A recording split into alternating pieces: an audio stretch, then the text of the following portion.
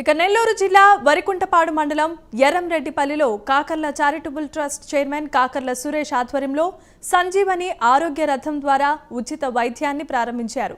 ప్రజల శ్రేయస్సే లక్ష్యంగా కాకర్ల ట్రస్ట్ ఈ కార్యక్రమాలను చేపడుతున్నామని చైర్మన్ తెలిపారు.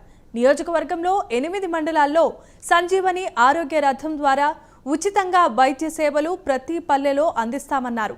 ఈ ఆరోగ్య రథం తమ సొంత ఊరైన ఎర్రంరెడ్డిపల్లి నుంచి ప్రారంభించడం చాలా సంతోషంగా ఉందన్నారు.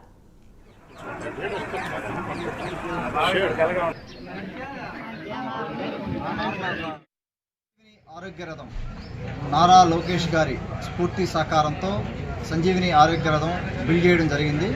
దాని సర్వీసెస్ మొట్టమొదటగా మా ఊరి నుంచి స్టార్ట్ చేయాలని ఈరోజు ఆ రథాన్ని ఇక్కడికి తీసుకొచ్చి మెడికల్ సర్వీసెస్ ఇవ్వడం జరుగుతూ ఉంది మా ఊరి ప్రజలకి.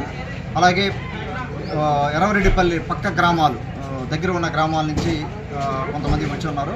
వాళ్ళకు కూడా భోజన సదుపాయం కల్పించడం జరిగింది. ఇక్కడ ఇది సంజీవిని ఆరోగ్య రథం మాజీ ముఖ్యమంత్రి వర్యులు నారా చంద్రబాబు నాయుడు గారు చేతుల మీదుగా ఆయన బర్త్డే సందర్భంగా రీసెంట్గా దీన్ని స్టార్ట్ చేయడం జరిగింది.